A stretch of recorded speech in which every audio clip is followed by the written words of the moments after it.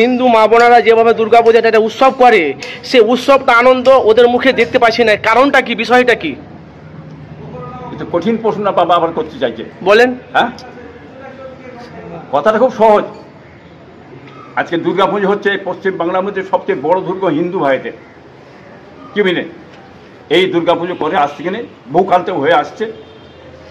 আর এই দুর্গাপুজোতে হিন্দু ভাইদের ছেলেরা, বাচ্চারা, আমাদের বাড়ির ছেলেপুলেরা, সব আপনাদের বাড়ির সকল ছেলেপুলেরা, হ্যাঁ, মানে পরবে যে সব ঘোরাঘুরি মিলিতভাবে চলে। কি বুঝলেন?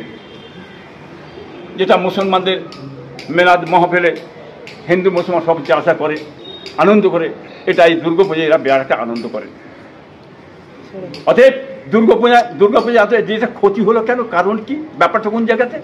ব্যাপারটা হচ্ছে, শুনুন, হ্যাঁ, মনে রাখবেন কথাটা কি বলতে চাইছি। এই ক্ষতিটা হচ্ছে এই যে লক্ষ্মী ভাণ্ডার, 500 টাকা লক্ষ্মী ভাণ্ডার ছেড়ে দিয়েছে। এই লক্ষ্মী ভাণ্ডার 1000 টাকা দিয়ে আপনি বলুন মাসে কি হবে? বাচ্চাদের কাছে কাপড় হবে কি?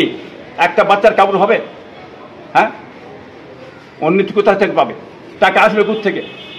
100 দিনের কাজটা বন্ধ করে যে কি ক্ষতি করে দিয়েছে পুজো পাবনি সব মানুষের কি ক্ষতি হয় জানেন?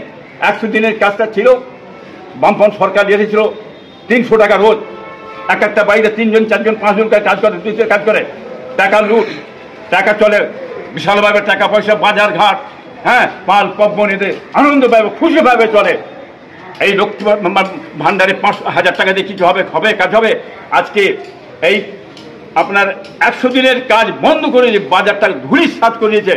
মানুষের অভাবের মধ্যে পড়ে গেছে, মানুষ ক্ষতির মধ্যে পড়ে গেছে, মানুষের পয়সা নেই, পুজো পাল পাপড়ি যাবে, খুঁজবে, বেড়াবে, খাবে, সে শান্তিটা নেই। অতএব কাপড় চুপড় ভালোভাবে আদায় মানে পড়াতে পারছে না। এই বাংলা কেন হিন্দু মুসলমান সবাই জানতে পারছেন।